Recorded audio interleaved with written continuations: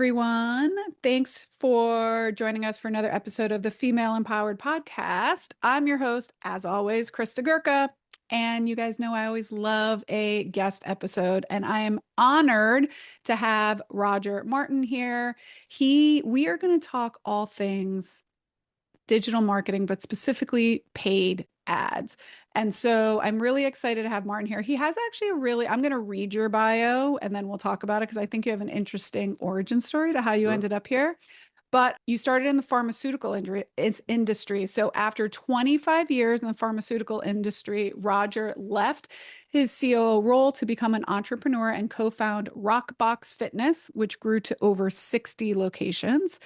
Later in 2021, Roger co-founded Beam Light Sauna and scaled that franchise to over 50 locations prior to selling the brand to a larger platform. He now runs Thrive More Autopilot, a boutique digital advertising agency focused specifically on helping brick-and-mortar fitness and wellness locations rapidly grow, which is why he's here today to talk to us about digital marketing. Specifically, we're going to talk about paid ads in the fitness and wellness space and specifically brick and mortar. And so I'd love to hear a little bit from you, Roger, of how that transpired to like where we are today.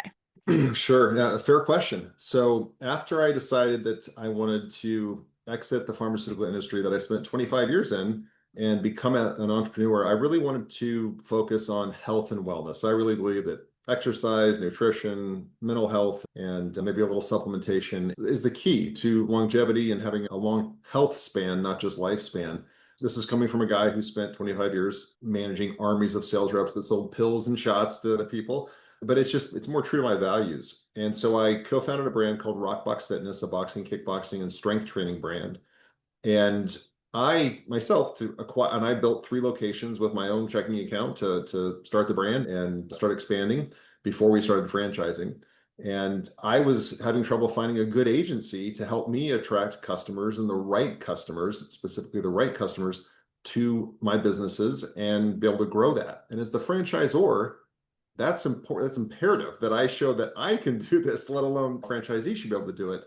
And so after trying many agencies and just quite frankly getting really frustrated and having poor communication with the agencies and just not consistent results, I decided that I was going to become a digital marketing expert because I had to, which is how most entrepreneur ventures start. You have your own pain point and you work to solve that. And so I spent a lot of money, almost 6 figures on my adult education, if you will, into digital marketing, be it mentorships and masterminds and paid groups and courses and summits and conferences that I went to really become an expert at this. And then I could hire people and train them and really have a team that were also experts at specifically brick and mortar fitness, wellness, recovery.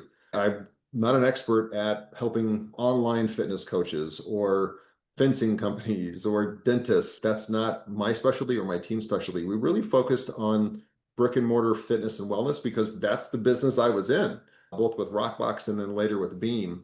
And so we had to get really good at that for the franchise networks to grow. And then about, I don't know, 4 years ago or so, because I've had the agency since late 2018, about 4 years ago, we started offering the services to other clients who may want to participate and not participate, but work with us to grow their businesses.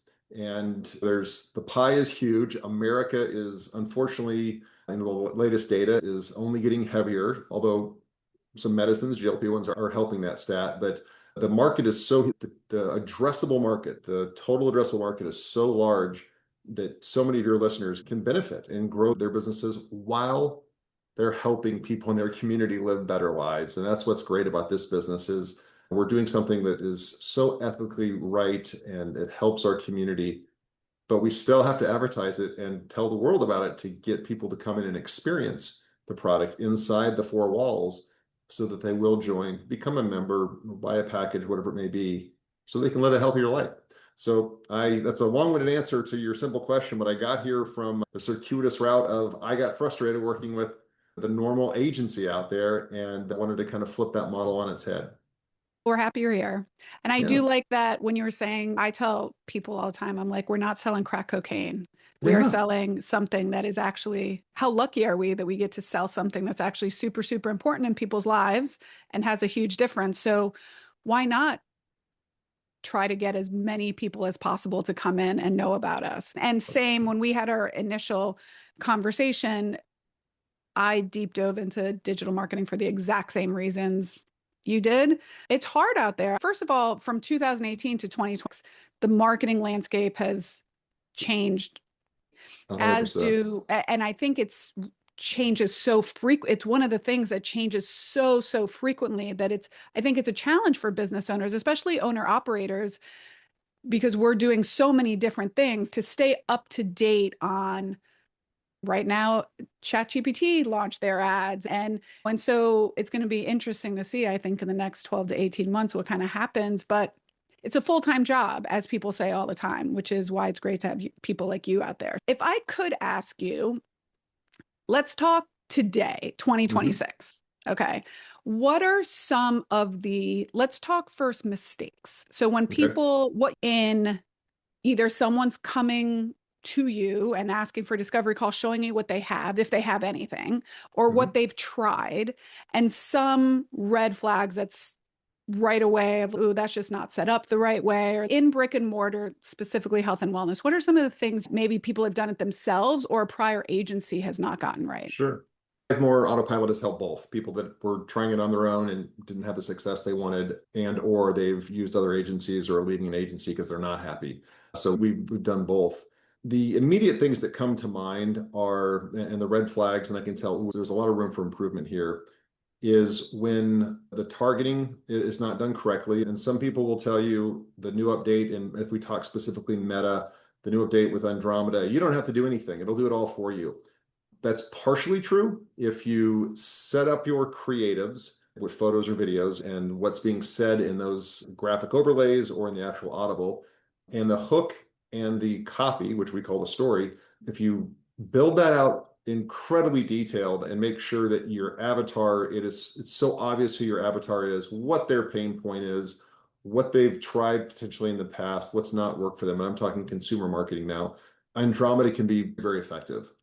But what I do see is there's still, like any newer release that Meta puts out there, it's not fully refined until 12, 18 months in, and it continually refines and gets better. But the first 12 months or so, it's not nearly as great as it should be. And unfortunately, Meta uses us as their beta test with our own real money as they improve their software. So if I see that income has not been restricted to where it's people that have disposable income, if I see a catchment area, a geo-targeting that is too large, because some owners say, I want to help everybody. And even if they live 15 miles away, I want to help them.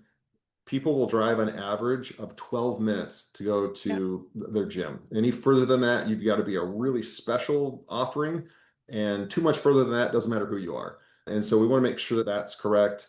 But where I really see more of it's in the setup for sure. People are still serving a lot of traffic on desktop. I would advise against that. We only serve clients on mobile, and Mhm. we're very particular in the ad placements that we choose. So think Reels, Stories, news feeds, because Meta, Google, a Mhm. lot of different platforms want to sell advertising space. They have a lot of space in different areas, and the more space and different ways they can offer that space, the more money they can make and the more ads they can sell. But those aren't very effective spaces. So I will look and see if somebody's serving on a desktop in a Facebook Marketplace.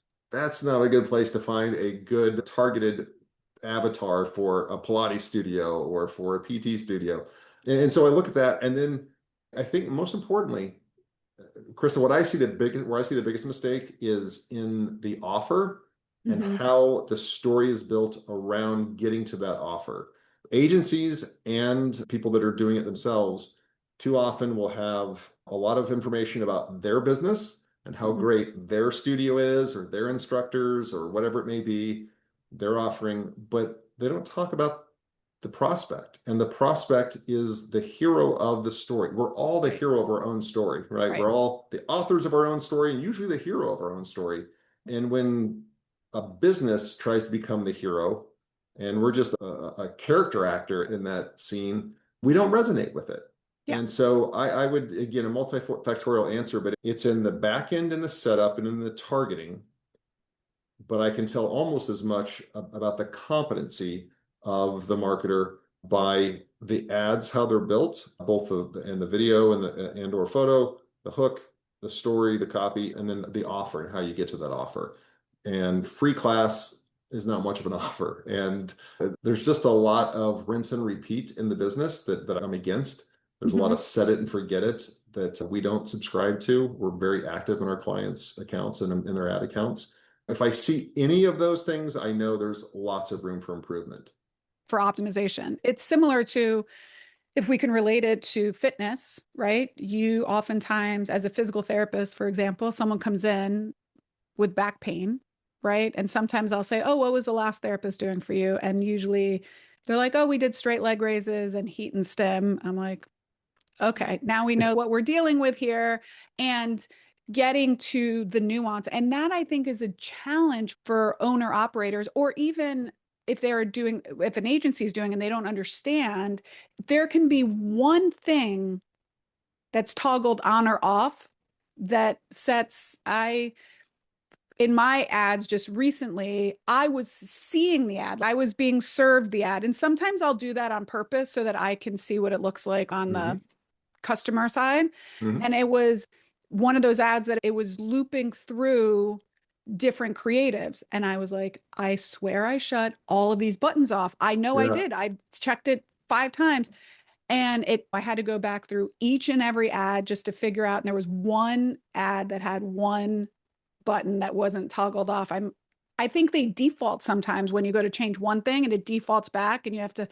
And I was like, this is driving me crazy. It was taking so long to find where it was. You know what? Don't feel bad and even blame yourself, because what the platforms do, they didn't used to do this, but what they do now is, as you're, let's say for the viewers that are listening, I'm scrolling my hands from the top to the bottom, but as you're at the top of the interface of the dashboard that we build the campaigns on, as you go down, if you unclick something, because they love to pre-check everything. Yep. And so if you uncheck something because it's not a good use of your advertising spend, it's not the right way to target, and you uncheck it, and then later you go down below. Let me give you an example. If you uncheck desktop and you just want mobile, first you have to find that because they hide it. But when you find it and you uncheck it, if you then go below and you change the placements of where you want the mobile to feed, it'll recheck desktop. So you probably did uncheck it, and then you made another change down below, as you should have, and they recheck it. And that's where I'm finding that a lot of business owners that want to do it themselves, it may be a better use of their investment to hire an agency or a very reasonably priced agency, because this is all we do all day long. And we still joke about it and get frustrated, but we're in there all day long. And we do we have a whole checklist that we do as we go down to make sure that everything is good. We run test leads through and all that stuff. Because you're right, it's frustrating as can be when you know you've done it right, and then it defaults to the other stuff, for sure. And it looks weird on the consumer side, and then that's like a trust gap of what's happening. So that's exactly why you're here on this podcast, because I don't believe that business owners should abdicate their responsibility, because I was burned that way, as you were burned that way as a business owner, where we trusted an agency, spent tens of thousands, if not hundreds of thousands of dollars, when you include the ad spend you were spending, and you didn't know enough, or at least this was my reality, was I didn't know enough to push back and ask questions. And so I was being told, oh yeah, look how many people are on your email list now, or look how many impressions you have. And I didn't know enough to say, yeah, but those emails look like bot emails to me, or they're from Yugoslavia. Those people aren't coming into my brick and mortar. I don't know. Is Yugoslavia even a country anymore? It's not a country anymore, right? I should know that, but that whole Eastern Bloc, I don't know what's happened. I think it's really not a country anymore. I think it's still in flux too. It's too, I think it's more country. I'm sorry. I should definitely know my Slovak people. I should know this answer. But anyways, you know what I'm saying. It's like, and so I did the same thing as you. I said no more. And then I also found that I was referring my business clients to people who I then felt were not doing a good job. And then I was Sure. like, forget it. I'm going to learn as much as I can to at least be dangerous enough and say, this isn't adding up. The math doesn't Yeah. math. So, in terms of creative, because I do think so, okay, let's talk about this actually. Let's go back. So, you did talk about the all the different pieces of an ad. Can we just talk Mhm. about that? And let's talk Sure. specifically about Meta right now. So Facebook, Mhm. Instagram, Google's a little different because they don't really have creative and they choose whatever pictures they want to use. But Yeah. let's talk about Meta. So let's talk about all the important pieces that we have to think about when we're going to run an ad. Yes. So there's three outside of the settings. As you go through to build a meta ad, you're going to decide your campaign. If there's any, you have to divulge if it's like a political campaign or anything like that. That's all done on we'll call it the first page. The second page is where you'll have all your settings. This is where they can trip you up. They hide a lot of things. They constantly reformat that interface as well. And you could say they're testing it to be more efficient. I think they're just hiding more stuff and they keep changing it, but that's one guy's opinion. That's where more the technical, I call it the science of running traffic, running ads is. The art of that is going to come in the creative, which is going to be photos or videos. It'll Mhm. be in the hook, what they call the headline, what Meta calls the headline. It's really a hook. And the hook's job, and I'll explain that actually. And then the copy. And the copy is really the story that you're telling. There's two schools of thought, short copy and long copy, which is exactly what it sounds like. Usually, if you can get someone to read more, invest more time in the ad, they're going to be more emotionally invested. And anyone who's listening to this podcast is treating and helping people that have an emotional need as much as they have a physical need. Whether it's to lose weight, it's to relieve pain that's been troubling them, whatever it is. There's just as much of an emotional component to that as there is a physical. And that's where the story really comes into play before you make an offer. But short and long form copy, they each have their place. Usually long form is going to be better for a service business, like we're talking about on today's, where short copy is better for hard goods, apparel, things like that. Or a really trusted brand like Nike that doesn't have to tell a story because everybody knows the story. So if we break down those three components on the third page, which is the actual ad creation, creative is going to be the photo or video. And don't make the mistake that I did early in my entrepreneurial career where I hired an entire film crew to come in. And I'm talking about a guy with a gimbal. We had a crane, one of those little weighted cranes in there and all that. I spent $8,000 to film the coolest 60-second ad you've ever seen for one of the brands I owned. And it absolutely flopped. It broke my heart. It broke my heart. A lot of money, but also it looks so cool. I'm like, why doesn't anybody else think that this is cool? They may have, but they also thought this is an ad. They looked at their phone and they said, this is so slick and so well done. And all these graphic overlays and transitions and CGI, they're like, that's an ad. And they went right past it because social media, people are there to socialize, to be entertained, not to buy stuff. Now they will buy stuff, but they're first and foremost on there to be entertained and be engaged. And so I would offer this advice to your listeners, whether they use an agency or do it themselves, is for creative, just film it on an iPhone, not an Android. 70% and 70% of all people use an iPhone, but also just the way Meta works, it works better with an iPhone from a resolution perspective, with the framing of it, everything.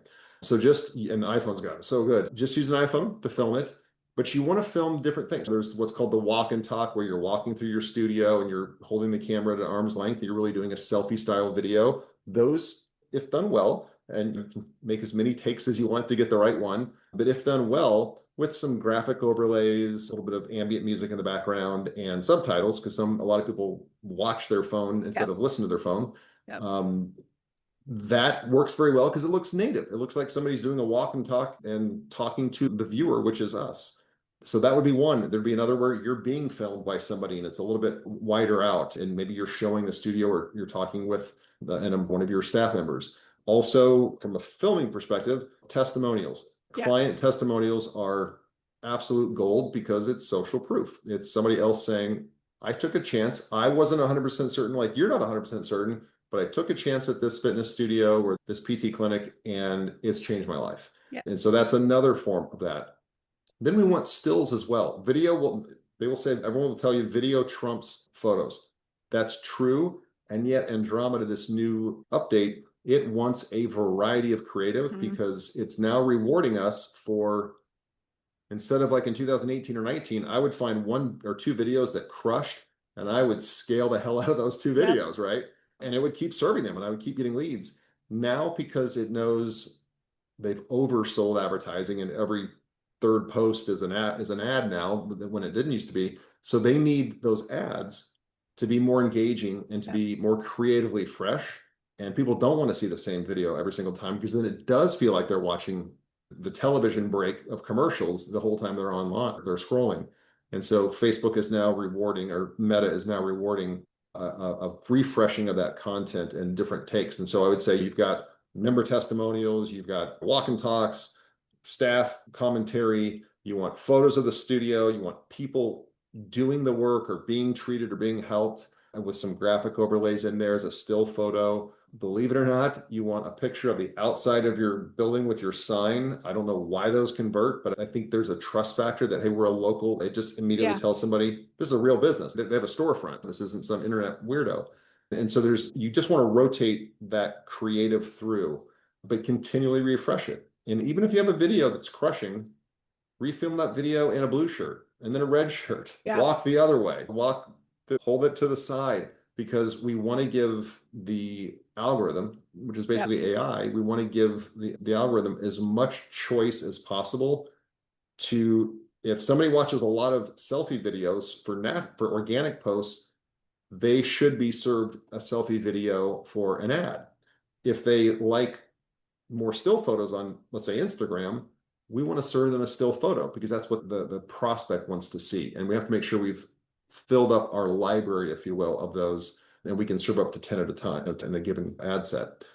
And then the hook is, so once we have the creative, and some things you can do too is and we do all this for our clients, it's part of our retainer, is saturate the color, run it through a filter, not for blemishes and stuff, but just a filter to give it, so it pops. So there's a color saturated, so it jumps out a little more. Even black and white, take a color video and make it black and white, which you can do electronically or digitally, so that it will stand out. And you want to just do all kinds of variations with that. The next thing is going to be the hook. And the hook is, think of it as a headline in a newspaper. When somebody has read the headline, David Ogilvy, the most famous advertising guy in the world, said, once they've read the headline, my ad has done 80% of the work. And the goal of the headline is to get the reader to read the first line of copy. And the first line of copy's job is to get them to read the second line and read the third line. And that's why where long copy can really draw somebody into their own story, if you will, that is written about somebody that's so similar to them. That's where long copy really works. But to get them to even read the copy, we've got to have a compelling headline. And I will share with the listeners, a compelling headline or a hook is not free class offered today. That's not going to, people see that too much. Or Pilates near you. It's people, they're not looking for Pilates. They're not looking for physical therapy. They're looking for a solution. So a hook would be, have you tried to lose weight, but have you struggled to lose weight and are finally ready to make a permanent change? Okay, if I'm overweight, I'm at least going to read the next line because I have struggled to lose weight and I am ready for a permanent change. Or if it's physical therapy, is lower back pain preventing you from doing the things you love? Or if you want to get more specific, because you can run different tests of the headline, is your lower back pain keeping you from playing pickleball that you love so much? Keeping you from playing tennis? Again, we just vary it. Keeping you from playing tennis that you love, golf on the weekends, playing with your kid. These are all separate headlines. And if you're one of those people, you stop and you read the ad because you think, oh, wait, this is talking to me. That's me. I have this problem.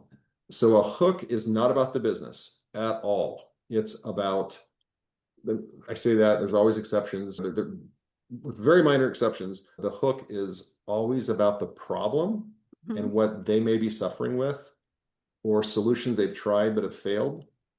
And we want to ask a question. When you can make a statement, which can be a bold statement that will get somebody to read, but a question is so much more effective. And it's because we, just as human beings, we hate open loops. And I love to write hooks like, Christa is the best PT because ... And that's my hook. Well, they're going to have to read the first line of copy because they have this open loop in their head like, Why is Christa the best? Why is Christa's PT clinic the best PT clinic? I got to know why. They may read it and then go on to the next scroll, but I've at least got them into because once the headline is read and it gets into the first line of copy, it's done its job. Now the Yeah. copy has to say, yeah. Yeah. All stuff that you know, and hopefully the listeners of this podcast just understand that one, advertising is not dead. Digital advertising is not No. dead. It is as effective as ever. And the difference is somebody's attention and the competition for that attention is so much higher today than it used to be. Yeah. But I will say, you know this, when people say just people don't have the attention span like they did before, so digital media doesn't, digital advertising doesn't work. No, I can tell you, I'm a comer to this party, but my wife finally got me to watch Ted Lasso. I know I'm way late to that party, way late. But this past weekend, we watched 7 episodes, or half hour, watched 7 episodes of Ted Lasso, which I loved. I got a pretty short attention span, but I was there for 3.5 hours straight watching Ted Lasso because it was holding my attention because it's such a high quality show. The competition for my attention was like, hey, this deserves my attention. Yeah. And the same Yeah. thing when you're advertising digitally, make sure that you're earning their attention and not just expecting it. Yes. And I think that are people's attention spans lower? Yes. And it just means you need a better hook so that you can get them to stop the scroll. Yep. And then you can continue. The beauty of advertising is it's like in fitness or physical therapy, it's a piece of the puzzle, right? So if someone sees your ad and the hook is good enough for them to be like, oh, why is Christa PT? I'm interested. And then they click on your ad, right? Mm-hmm. So even an impression, it does a little bit, but getting them to click on their ad to see more is great. Now they go to your website. Now you can forget they don't take any other action. You can retarget them on the now, which then people are like, isn't that that's so annoying? I'm like, your job is to sell your service. So that is your job, right? So it's not annoying and they can scroll through it if they not. But I think it used to be what, 7 to 21 times. Now it's probably 50 to 60 times somebody has to see something. So they've seen your ad, they go to your website. So we'll talk in a moment about if you don't have a good back end experience, how that is a little bit. But then maybe they're driving down the street and they do see your sign outside, or then now maybe they're in the grocery store and they see someone wearing your shirt, or now they're at an event or something like, you know what? Actually, my mom goes to that location. She thought it was really great. So all of these become touch points. If you're the one that, and now you are retargeting these people and they're seeing your thing over and over again, or they're scrolling, or now they're searching and they see you on Google, the person that's not advertising is probably going to lose that business because you're just in 100%. their feed all the time, right? And 100%. obviously you're good at what you do. And 10 years ago, maybe you could hang out a shingle, maybe, and be okay and be like, I'm a new Pilates studio, come see me. That's not the case anymore. There's a lot of noise in the industry, and it's just one more fishing line, right? Yep. And then when you talk about right now, the Christa Gurka Fit Biz Strategies is an online platform. So it's a little different than brick and mortar for sure. But I can tell you, I've been running ads now and not being afraid of ad spend for probably 9 months. I've had a 4-to-1 return on ad spend. So I've spent maybe 12, like maybe $17,000 on ads, which is not that much in a 9-month time frame. And I've generated like $64,000 in revenue. And so for me, I look at that and I'm like, so I just keep saying, I'm going to find what's working and I'm just going to keep leaning into that. And I'm comfortable testing because like you said, a lot of it is just, again, as we're therapy people, right? Or fitness people, you test, you reassess, and you tweak. It's the same thing with ads. So especially nowadays, like you said, one thing could work today, and then a month from now, it might be something different. 100%. And to have someone like you that's on there, that knows what's happening, what's coming down the pipeline, can look at the metrics on a daily basis. Sometimes it's like you said, it's tweaking, put a red shirt on instead of a blue shirt, put a reorder the hook. Yep. Sometimes call out the pickleball players. Is your back Yep. pain keeping you? So sometimes there's little tiny little tweaks, and professionals like you can make those adjustments easily without the business owner being on the back end all the Yeah. time. Yeah. So It's 100. Yeah, I agree with everything you said. yeah. 100%. So let's now talk about some of the things that I see as well. So we talked about the front facing, you talked about the back end, meaning the targeting has to be correct, the demographic. So that's the back side. Now you have the front side, which is the creative, the copy, things everyone sees, Yep. hopefully a call to action that makes sense. Always. Always. Then now we talk about, now I know when we spoke, you did talk a little bit about instant forms, but let's talk about if we are going to send them to the website, Sure. what that connection, like when Meta and Facebook look at that connection between, okay, you had all these people click on the ad, but maybe no one took the action, or why is that where you're sending them so important? Yep. Yeah. Great question. And there are two schools of thought. And if anybody listening wants to have a call with us, and I can walk them through our position on whether we use an on-platform Yep. lead form, and then what we do with after, where we take them after that, or if we bring them right to a landing page and or website. Let's assume that we take them to a landing page or website, which for the consumer is indistinguishable most of the time. We need some information on that because the copy's great, but we need a little bit more hype, because every time we change location, I can't think of a better way to say it, change platform. So if they're on Meta and then we take them to a landing page, it's going to feel a little different to them. So there's some cognitive dissonance. And if we take them then from a landing page to a website purchase page that's in a CRM purchase page that has its own coding and look, and probably not very well branded because most CRMs don't do a good job of that. But that's how, as studio owners, we can ring up purchase. That's yet another platform, and there's more cognitive dissonance. And every time we make that little jump over the gap, we're going to lose people to cart abandonment. And so, to answer your question very directly, when we take them to the website, we don't ever want to drop them on the main website. We want to drop them on the offer, a custom built page for the offer that we advertised.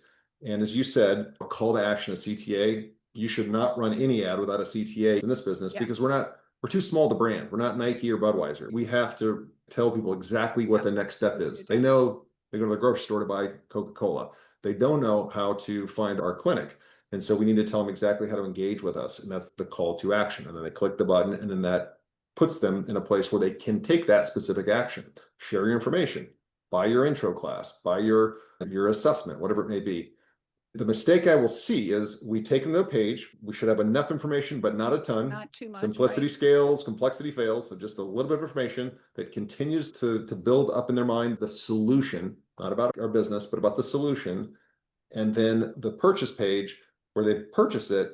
And then after the purchase page, there should always be a thank you page with next steps. And this is where CRMs, again, if you use Mindbody. Well, in our industry, we're so unfortunate. Unfortunately, it's the worst thing. It is the worst thing ever. And that's like a whole podcast unto itself. But these platforms are not made for, which is like a.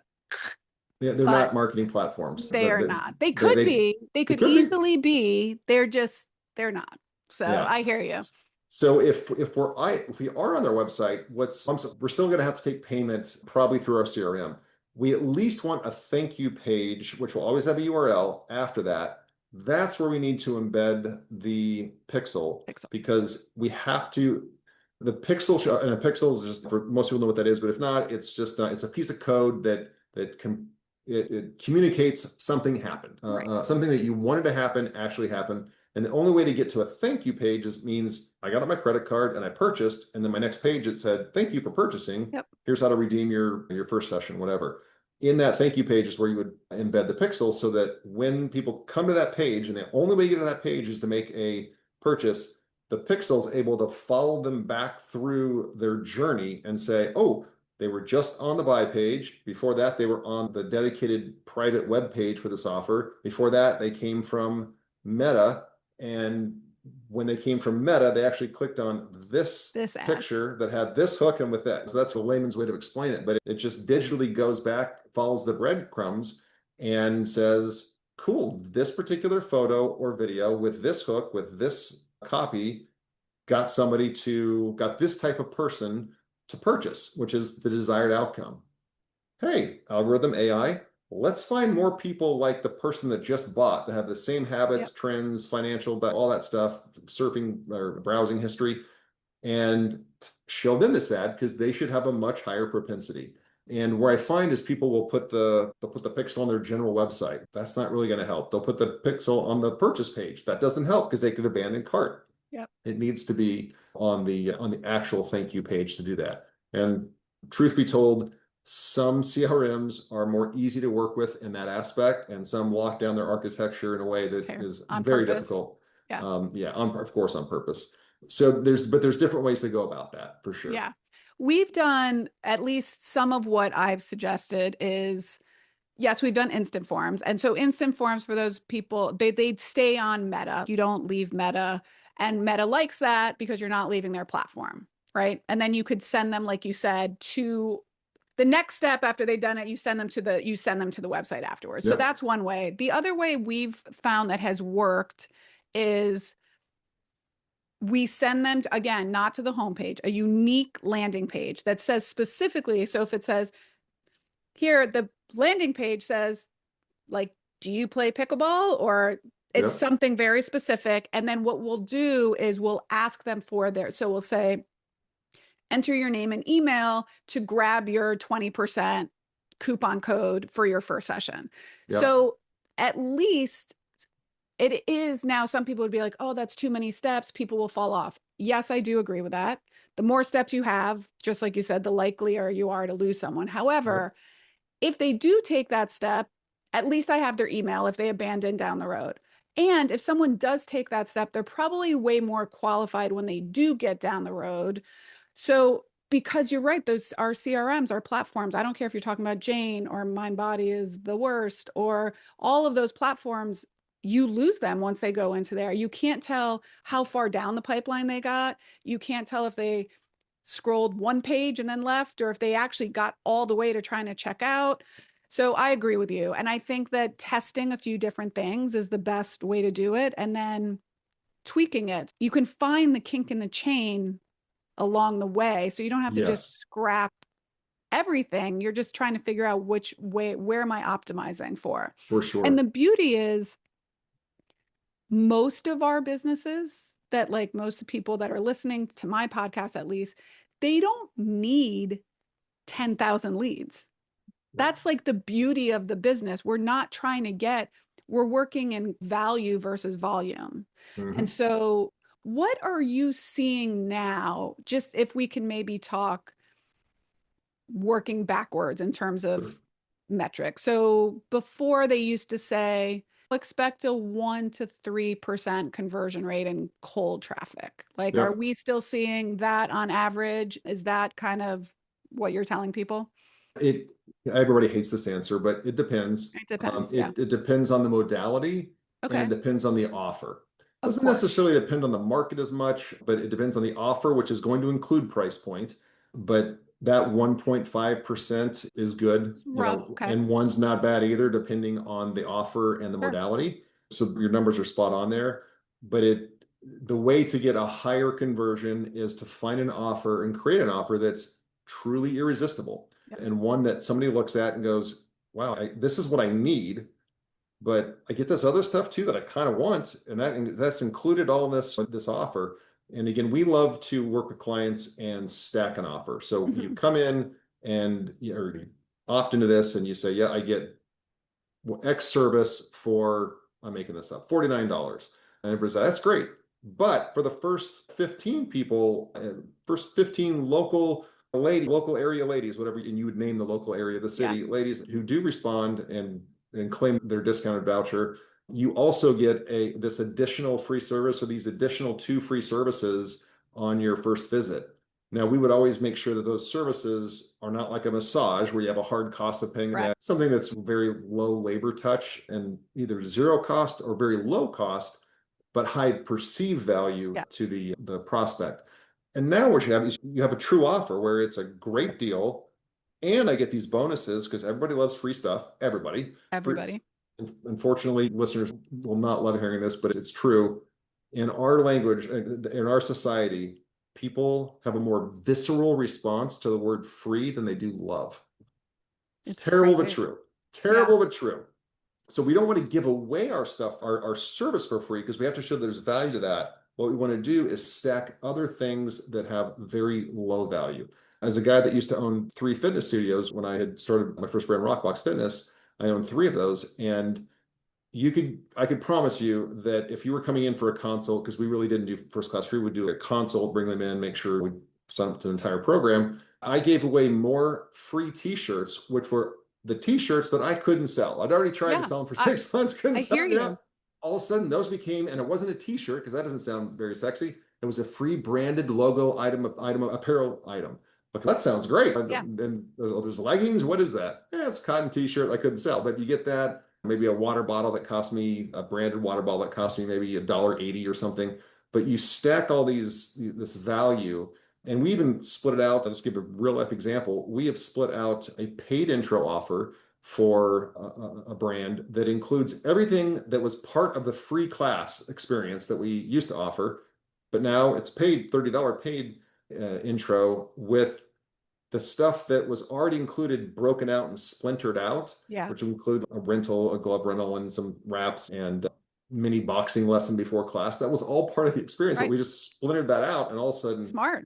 wow, this looks like a real value stacked offer. And we even put the suggested value next to it or Yeah. whatever Yep. in Yep. parentheses. Yeah.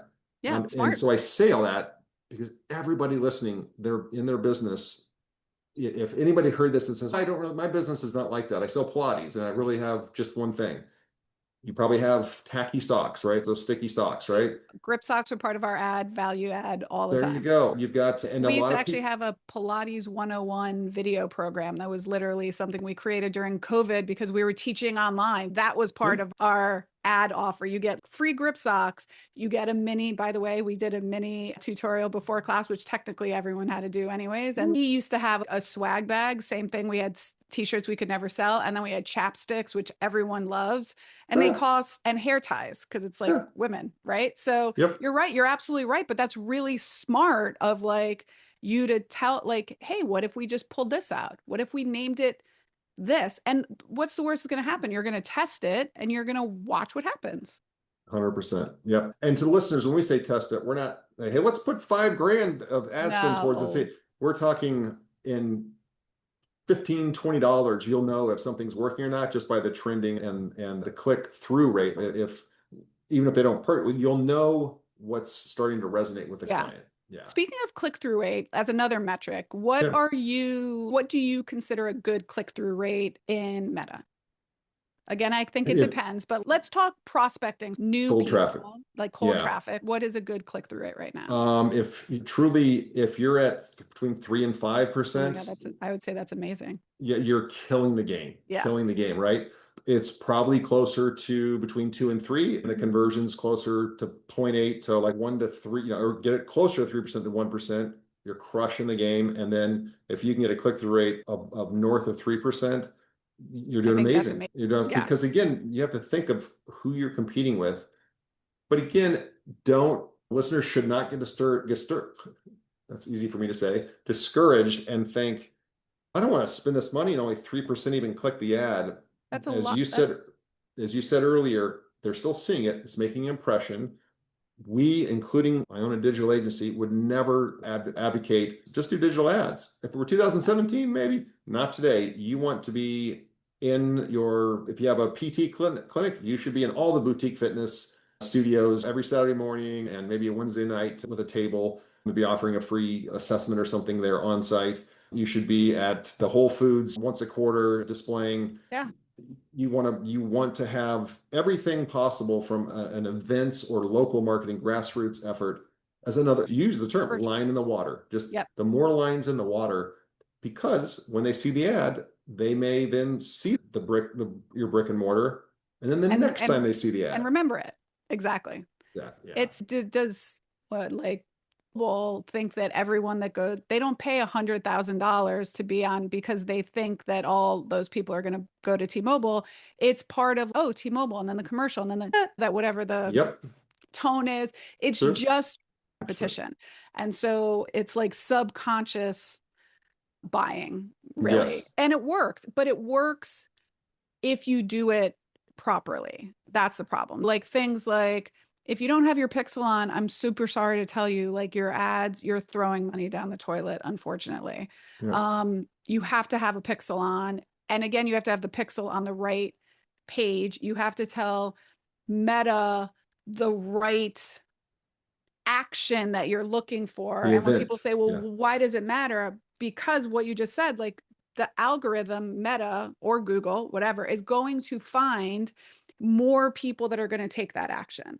If the action is engaging with your ad, that's a certain type of person. But if the action you're telling Meta is like you want someone to buy, that's a different type of person. And that's why all of those little touch points are important. And so when people say, oh, I tried ads and they didn't work, my first thing is thinking, I would love to see how you set those ads up, which is what I do with the people in our business right now. However, when I mentioned to you, I was like, I do not want to run ads for people. That is not what I want to Sure. do.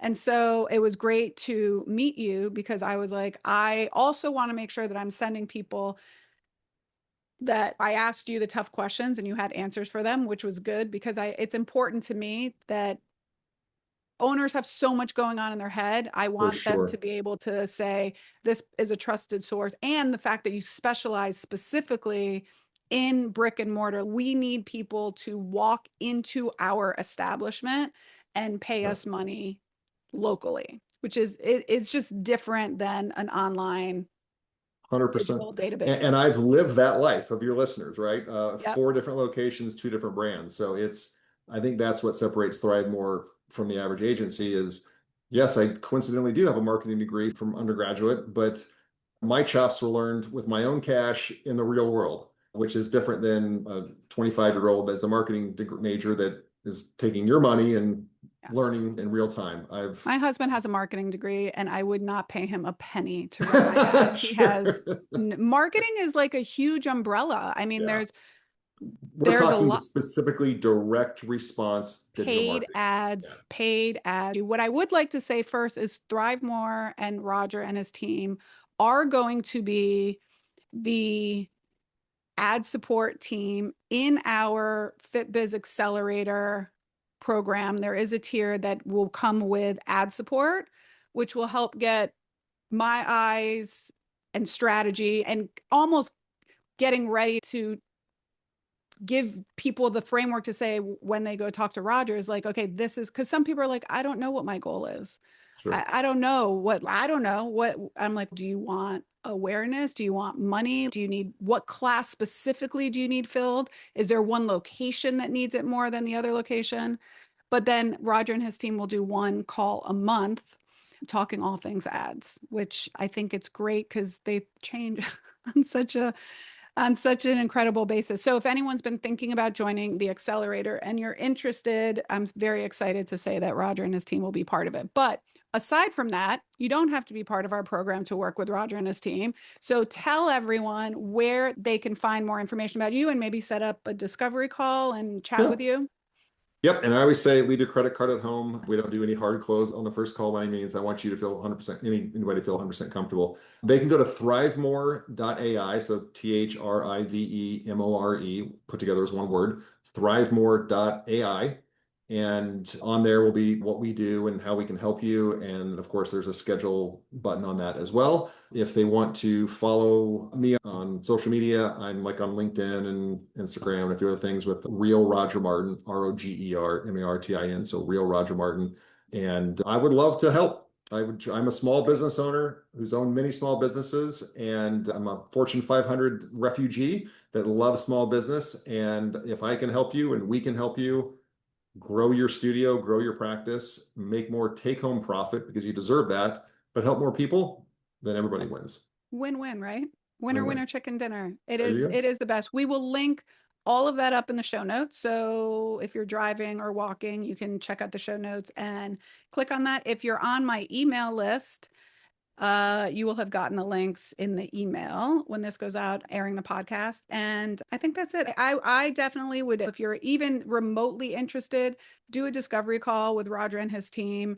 I've already sent a few people his way and they've been really happy. And so I can tell you from firsthand experience, it's been great. So I appreciate it, Roger. Thank you so much for joining us today. My pleasure. Thanks for having me. Thanks, everyone. Until next time, bye for now.